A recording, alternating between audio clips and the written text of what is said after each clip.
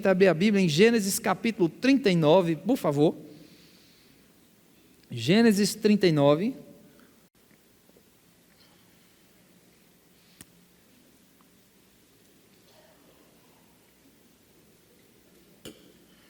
Aqui fala a história de José na casa de Potifar. Eu vou te colocar num contexto para você entender a vida de José. Eu sei que muitos já sabem, mas para você entender o que eu quero dizer.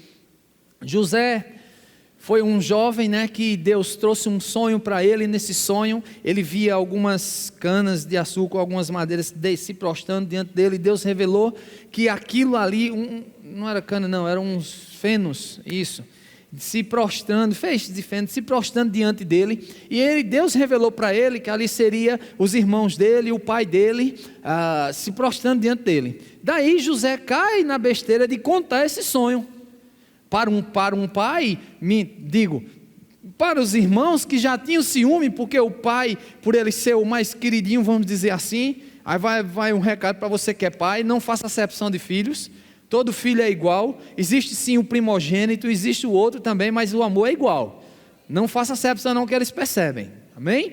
Então o que acontece? José era o queridinho do papai, vamos dizer assim, de Jacó. Ele tinha essa, vamos dizer assim, admiração pelo pai. E quando ele conta esse sonho, os irmãos dele vendem ele como escravos, e ele diz ao pai que ele morreu. Todo mundo sabe dessa história. Agora pensa comigo, tu é o filhinho do papai, você é o filhinho de papai, o queridinho da casa, e de repente os teus próprios irmãos te vendem e você fica preso, vai ser vendido e vai trabalhar como escravo, até que ele chega à casa de Potifar.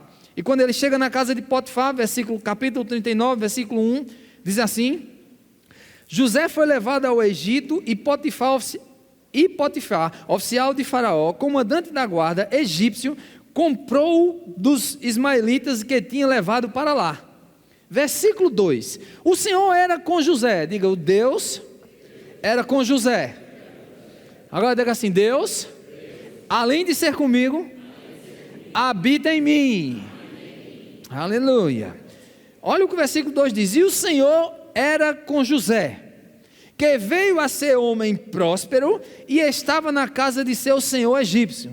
Versículo 3: vendo Potifar que o Senhor era com ele, era visível a ação de Deus na vida de José, e que tudo o que ele fazia, o Senhor prosperava em suas mãos, foi que houve, ele elege José como mordomo. Olha um pouquinho para mim. Ele vê que a bênção de Deus está na mão de José, entrega tudo na mão dele. Só olha, abaixo de Potifar só tinha a mulher dele e depois José. José mandava em tudo, dele para baixo era José que mandava nesse negócio, na casa dele. Aí a abençoada da mulher se levanta, quer ir dormir com ele, quer ter relações com ele. Ele faz: não, eu não quero. Por quê? Porque eu tenho um Deus, em primeiro lugar, que eu não posso decepcioná-lo, e em segundo lugar, eu não posso. Ele me confiou tudo, mas não a senhora. E ele, com todo respeito, com todo cuidado, mas ela monta aquela armadilha, enquanto sabe que José foi preso de novo. Sabe disso? E agora? Você vê a Bíblia relatando: caiu José numa depressão profunda. O bichinho entrou em desespero. Foi não, meu amado. A Bíblia diz que Deus era com José na prisão. Você consegue entender isso? Não é o lugar onde você está, não é a posição que você ocupa, é quem você é que faz a diferença. José chegou lá no meio dos escravos, foi vendido, o cara já olha: rapaz, esse cara tudo que faz prospera. Aí pega esse para cá, é vendido para lá, ele se torna logo o comandante dos presos. Meu irmão, o cara era bom. Mas por que ele era bom? Porque Deus era com ele. Tudo o que ele fazia, Deus estava no negócio. Deus estava no negócio. Quando a gente olha para uma outra história, a gente vê a história de Pedro. Pedro, eu botei 4 relatos dele aqui. Primeira coisa, Pedro andou sobre as águas. Pedro foi escolhido entre um dos 12 apóstolos do Cordeiro, e ele anda sobre as águas. Muitas pessoas falam da parte que Pedro afundou. Meu irmão, Quem aqui já andou para estar contando história, dizendo, mas Pedro afundou. Ele andou, mas afundou. Mas ninguém nunca andou. E tem um detalhe, ele andou 2 vezes. Pastor, tem certeza? Tem. Ele foi para Jesus, quando olhou para a situação, afundou. Aí Jesus chega lá, pega na mão dele, você acha que a Bíblia não relata que Jesus pegou no pescoço dele. Peraí, gente, segura. Porque tem que ser no pescoço, quando o cara está se afogando, você tem que segurar. Se pular pela mão, não vai não. Não tem isso. Vem cá, a Bíblia diz que Jesus pegou ele pela mão e trouxe à tona.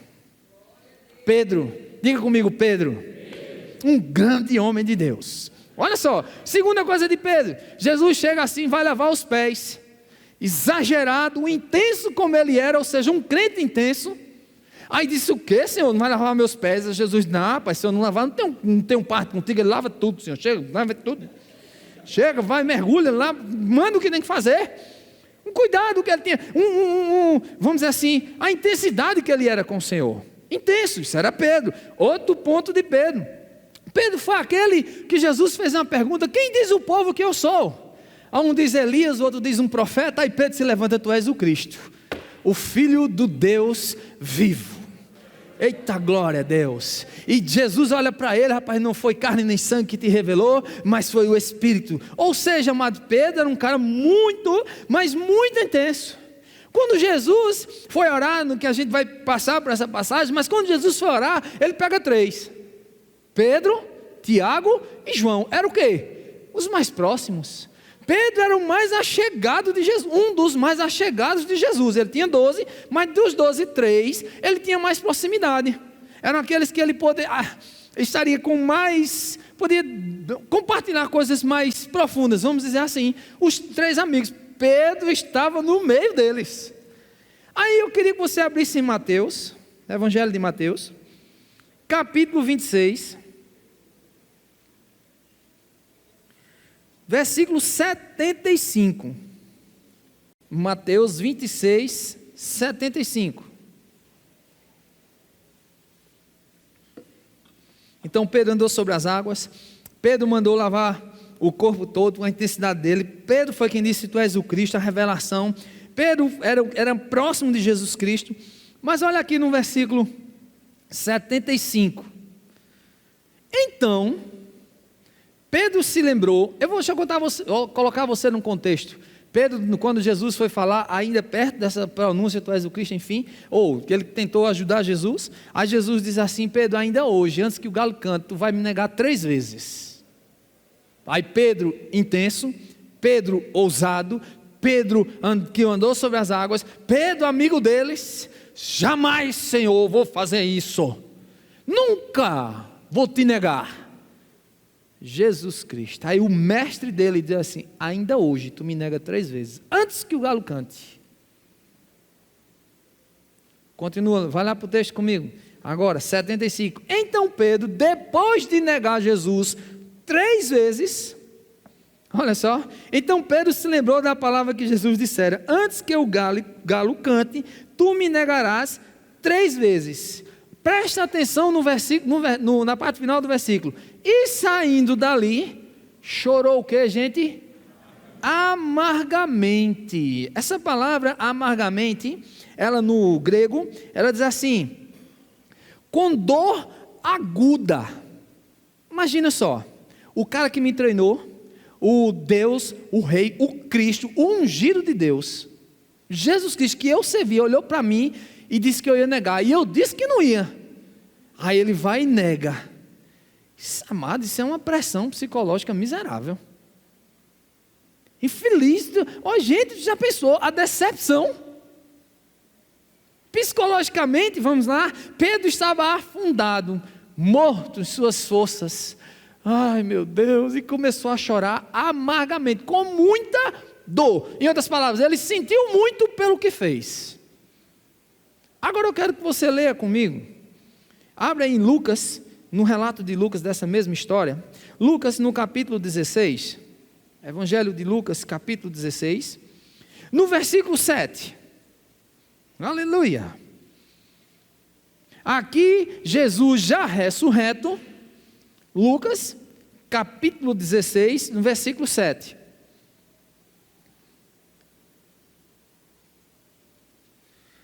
Lucas 16, 7. Deixa eu achar se é isso mesmo. Não. É no final, deixa eu achar ele aqui. Espera aí, gente. Só um minuto. Evangelho de Lucas, capítulo... Eita, anotei errado a referência. Mas é a parte em que Jesus faz assim. Jesus ressurreto, Maria Madalena chega lá, vai no túmulo, olha para o túmulo e vê lá, não vê ninguém, vê um varão branco, com a roupa branca, reluzente como a neve. Aí esse varão diz assim: tu procura Jesus? Estás procurando ele? Estou. Não, ele não está mais aqui. Faz o seguinte, vai lá na frente, diga aos meus discípulos e a Pedro que eu ressuscitei. O que é que isso nos chama a atenção? Jesus sabia que Pedro estava abalado, amados. Você já parou para pensar? Porque ele disse: fala com os meus discípulos que eu vou lá para a Galileia, assim como eu tinha dito a eles, mas diga a Pedro. Ele citou o nome de Pedro. Pensa um pouquinho comigo. José, Deus era com ele. Pedro, amigo de Jesus, ousado, crente mesmo. Detalhe aqui, quando ele negou Jesus, ele ainda não era nascido de novo. Mas todos eles amavam o Senhor. Todos eles, Deus cuidava. Deixa eu dizer uma coisa para você, amado. Não é diferente com você nem comigo. Deus nos ama e Deus cuida de nós. Isso é certo, Deus é conosco. Não é só isso não. Além dele ser conosco, ele habita em nós, e maior o que está em nós do que o que está no mundo. Mas perceba que eles tinham esse mesmo sentimento, eles tinham essa mesma coisa. E aí eu quero lhe mostrar o exemplo do nosso Senhor. Abre em Mateus, agora sim, Evangelho de Mateus, capítulo 26. Diga assim comigo: maior o que está em mim do que o que está no mundo. Aleluia, aleluia.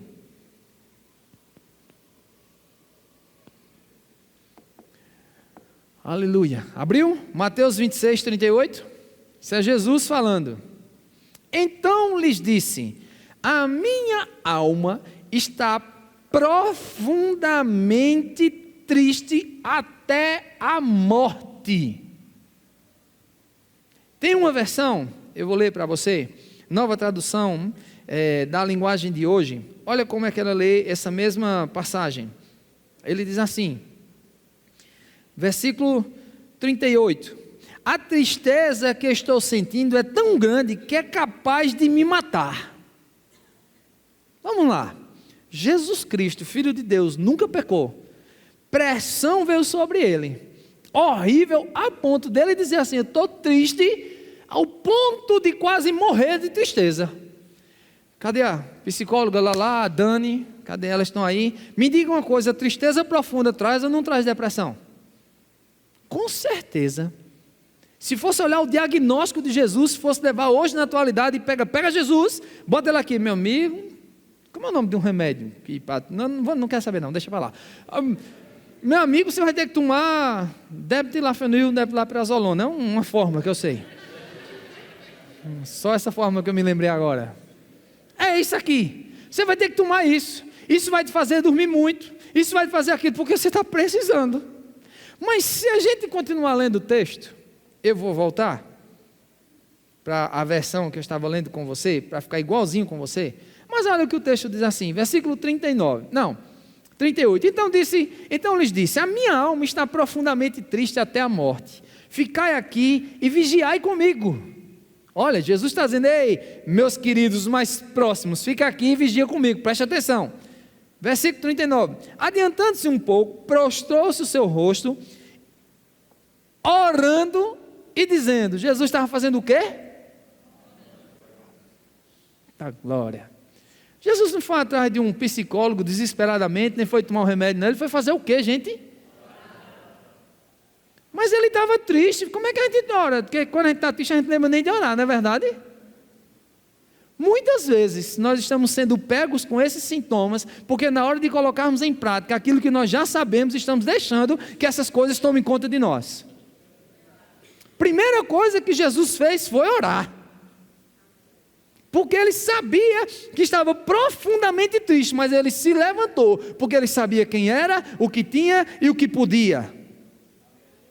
Você precisa entender quem você é, o que você tem e o que você pode. Nós precisamos entender isso. Paulo, quando fez a oração, o que eu fiz por você hoje, ele diz: eu oro para que o Senhor conceda a ele espírito de sabedoria e revelação no pleno conhecimento de ti, para que... um pleno conhecimento de ti, para que saibais qual a esperança do teu chamamento, qual a riqueza da glória na herança dos santos e a suprema grandeza do teu poder. Ou seja, quem você é, o que você tem, o que você pode, nós temos que entender. Eu sou de Cristo, vem tristeza, vai orar, irmão, vai buscar a Deus, irmão. Mas não, nosso primeiro ponto quando ficamos tristes é procurar um quarto bem escuro, apagar a luz, se tocar, botar debaixo do lençol e ficar lá. Buliu comigo, me chamou de oreudo. Você pode dizer: pastor, mas isso é um sintoma que é para criança. Verdade, é mesmo, é verdade. Só menino, porque me perdoe, irmão, se você é do tamanho que você tem, que aqui, a sua grande maioria, está pegando ar com apelido, com licença da palavra, tenha vergonha desse tamanho. Não é possível que você está sofrendo bullying. Se levante. Mas pastor, o senhor não sabe da situação que eu estou passando? Sei mesmo não, mas eu sei quem sabe e quem tem a solução: o teu Deus.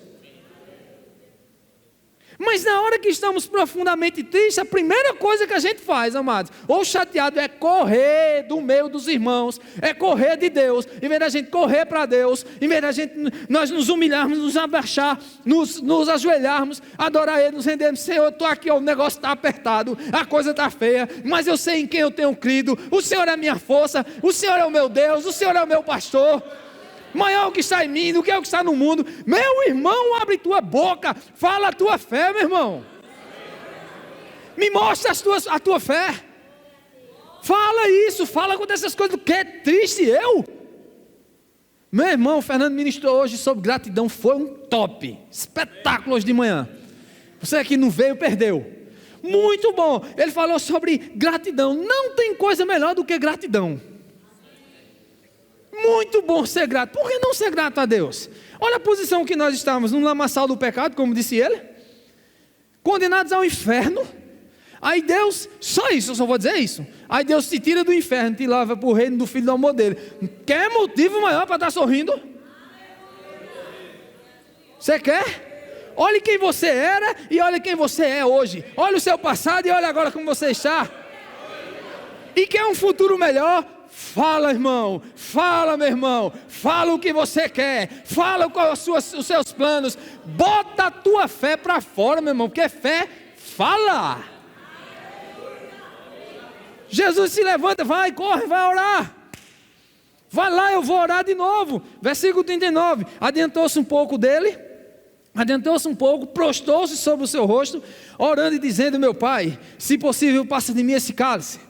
Todavia, não seja como eu quero, e sim como tu queres. E versículo 40, e voltando para os discípulos, achou dormindo e disse a Pedro, o amigão dele: então nem uma hora pudeste vós vigiar comigo? Eu falei sobre isso, eu estou fazendo uma sequência de ministrações sobre oração, e eu uso bastante esse tema, nenhuma hora. Não levante a mão, por favor. Mas quantos conseguem orar uma hora seguida? Não levante a mão. Fazer feito Rosilon, sorrisinho de pinguim olhando para frente. Pinguim de Madagascar, aí ele fica só. Pronto, só isso. Quantos de nós passamos uma hora orando? Pastor, eu não tenho tempo não. Tem não? Meia hora. Tenho certeza, mas meu tempo é muito corrido. Aí eu digo 10 minutos. Pode ser, pastor. Pode ser 5. Depois, a gente não sabe o que é que está nos acontecendo, o que é que está acontecendo conosco. Se Deus era com José, é porque José buscava a Deus. Se Jesus se cuidava de Pedro, ou seja, ele se preocupava com Pedro, é porque ele sabia quem Pedro era, e nós sabemos quem Pedro era em Cristo. Jesus era um homem intenso em oração, por muitas vezes ele estava orando, pode ler sua Bíblia, muitas vezes Jesus saiu para orar, mas ele não era Deus? Sim, mas ele se fez homem, ele desceu no meu nível e no teu nível, para que nós pudéssemos andar no nível dele. Tá, gostei dessa, revelação purinha. Deus desce no meu nível, no teu nível, para que nós andemos no nível dele. Você sabe o que é o nível dele? Filho de Deus. Quem é o incircunciso? Depressão? Senhor, te dou graças, porque o Senhor é bom. E eu sei quem eu sou, eu sei o que eu tenho, sei o que eu posso. Por isso que eu falo, tristeza, sai daqui. Saia daqui. Pressões. Meu irmão, deixa eu te dizer uma coisa, pressão tem para todo mundo. Não se iluda. Gostei de uma resposta do irmão Reagan, e eu vi isso, gente, incrível. Uma outra pessoa chegou com um pastor amigo meu, chegou para ele assim, pastor, ore, para que eu não tenha mais problema. Disse, tudo bem, meu irmão, vou orar para você morrer agora. Porque Jesus disse que no mundo tereis aflições, mas tenha bom ânimo, porque eu venci o mundo. Você, amado, essa é a vitória que vence o mundo, a nossa fé, meu irmão. Jesus não tinha o que fazer, correr aos pés de Deus e foi orar, foi falar com Deus. Versículo 41, vai estar assim na sua Bíblia. Vigiai e orai, para que não entreis em tentação, e o espírito na verdade está pronto, mas a carne é fraca. Eu quero ler isso aqui a mensagem para vocês. Diz assim: fiquem atentos, orem sempre para que não caiam em tentação, antes mesmo de perceber o perigo. Não é para orar quando está depressivo, é para orar antes da depressão. É para ter comunhão antes, porque o dia mau vem para todo mundo, meu irmão, deixa eu te dizer. Tem um negocinho chamado dia mau, é aquele dia miserável, que a gente tem uma raiva infeliz. E ele vem sobre a gente. Vem tristeza, vem pressão. Agora, a diferença vai existir na base que nós temos por dentro. Como encaramos a situação? Mas me perdoe se você está aqui com esse sintoma, eu quero te ajudar hoje com isso. Me perdoe não, mas escute que eu quero te ajudar. Você pode sair desse buraco aí na hora que você quiser. Faz tempo que eu tento, não tentou ainda o suficiente. Eu entendo o acompanhamento, não vou te desmerecer a profissão das meninas, senão elas vão ficar desempregadas, mas é que não só tem depressão para cuidar. Eu entendo os psicólogos que foi Deus que criou, que desceu, fez com que nós andássemos, ele desceu ao nosso nível de fé para que nós possamos desfrutar das coisas. Eu entendo, mas meu irmão, você tem a palavra. Você pode falar a palavra, meu irmão. Nós podemos abrir a nossa boca e num dia de pressão, num dia de opressão, num dia de tormento, naquele dia escuro, você é luz do mundo. Sal da terra, tem luz em você, meu irmão. A força, eu achei maravilhosa uma frase, essa semana, o Senhor me trouxe, assim, dentro de você, tem a força ou o poder necessário para você encarar toda e qualquer situação. Isso me trouxe, essa frase veio ao meu coração, quando eu fui na casa de Alberto e Luciana, eles estão ali. Tem uma planta, a Luciana a gente estava mostrando, Neto gosta de planta, e eu inventei de plantar uma, plantei, ela morreu. Não sei o que eu vou fazer, acho que vou plantar milho, que não morre, não sei, mas vou ver, ou então artificial. E ela me falando, flor disso, flor daquilo, não sei o quê. A Luciana disse, tem uma linda ali. Eu fui lá, olhei a caqueira, estava um pedaço de pau assim, sem nada. Eu digo, lindo. Mas é uma flor que ela nasce em novembro, não é novembro? Olha que flor sabida. É uma orquídea, pronto, que ela nasce em novembro. Aí eu olhei assim, aquele pedaço de pau, velho, eu digo, está morto. Não está. Dentro daquele negócio tem força suficiente para fazer florescer uma linda e bela flor, dentro de você tem força suficiente, ou seja, o necessário para você enfrentar e vencer toda e qualquer situação. É só lembrar disso. Maior é o que está em mim do que o que está no mundo. Agora, antes, preste atenção. Fiquem atentos. O versículo diz assim: orem sempre para que não caiam em tentação, antes mesmo de perceber o perigo. Sabe o que ele está dizendo? Busque a Deus antes. Faça alguma coisa antes. Porque quando chegar, não te afeta, meu irmão. Aleluia. Essa é a diferença.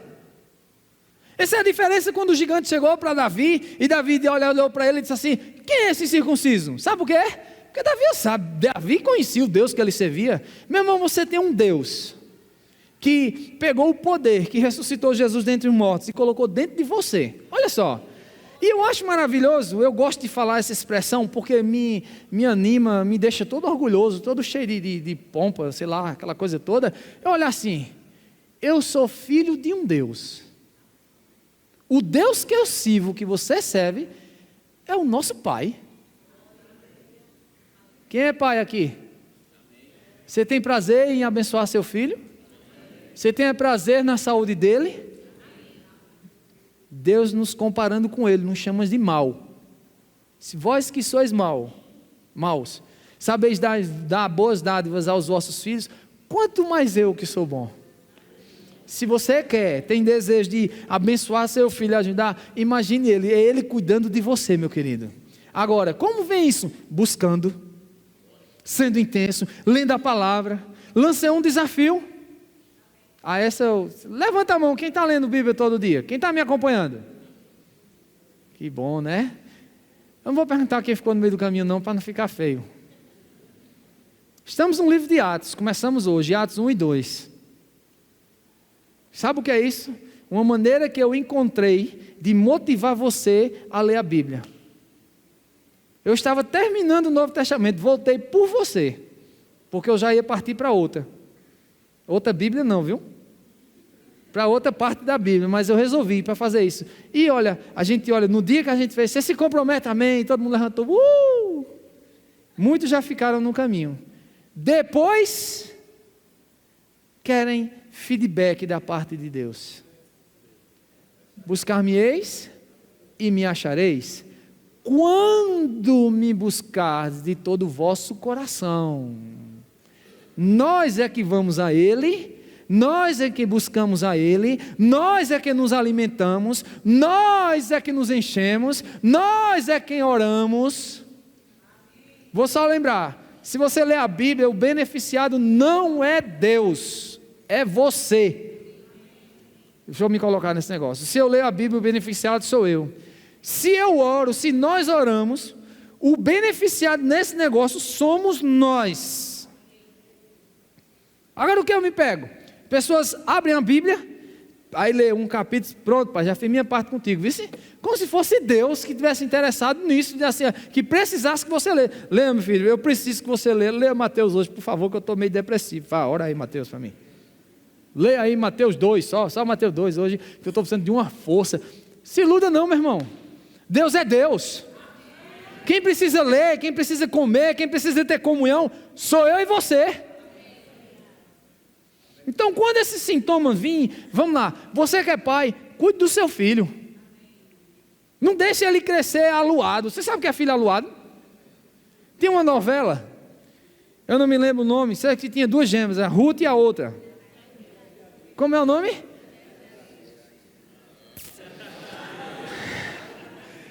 Eu assisti também, não posso nem tirar onda. Mulheres de Areia. Tinha um camarada lá que fazia uns bonecos na areia. Tonho da Lua. Foi até apelido de um colega meu na sala. A gente bulia com ele. Tonho da Lua. Sabe o que está acontecendo hoje? Tem muito menino aluado. Meio manezão. Em vez de ser atento. A Bíblia diz, amados, que nós devemos ser prudentes. Não é molengo, não, leso, não. Não tem essa história de crente leso. Não existe. Crente é filho de Deus. Crente é ligado. A diferença é que nós somos ligados, mas andamos em amor. Ou seja, misericórdia, amor, bondade, mansidão, domínio próprio está em nós. Mas não quer dizer que somos... e nossos filhos vão estar crescendo. Ai, mãe, tudo bom? Não, minha mãe, por favor. Meu irmão tem que ser ativo. Bota esse menino para ir para a escola a pé. Para ele pegar um sozinho, vitamina A, meu irmão. É B, é? D, C, E, F. Você sabe, meu irmão. Tenho que mexer com você, meu irmão. E eu tenho que fingir que eu errei.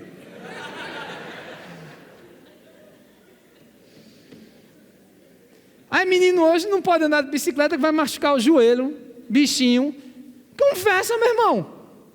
Não joga bola na rua porque pode machucar o dedo descalço, tá certo, compra um tênis para ele. Mas se jogar aí, daí? Eu perdi umas 3 cabeças de dedo, tá aqui de novo, faz de novo.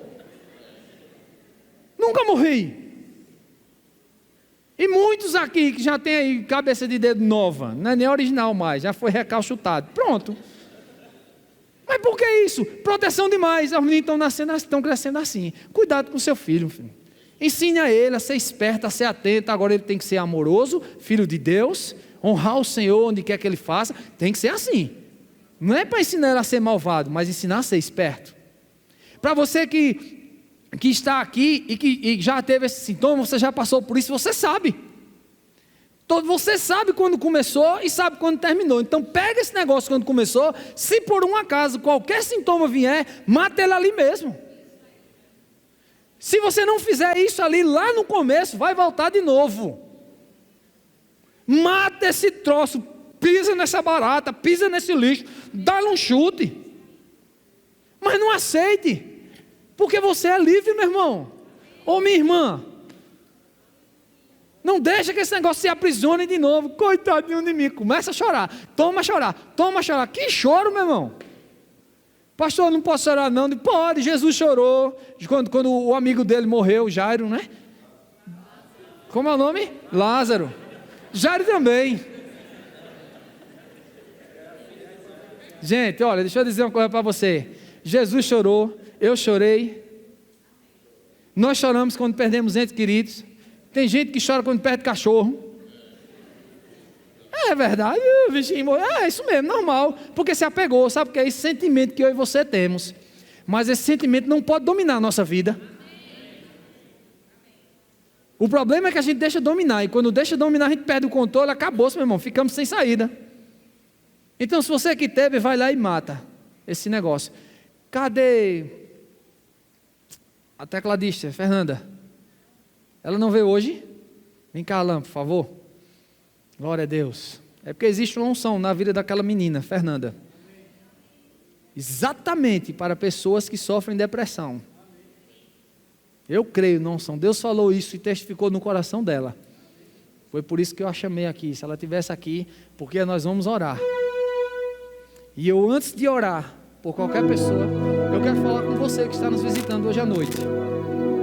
Eu quero te fazer um convite especial. Eu quero falar para você que existe um Deus que te ama.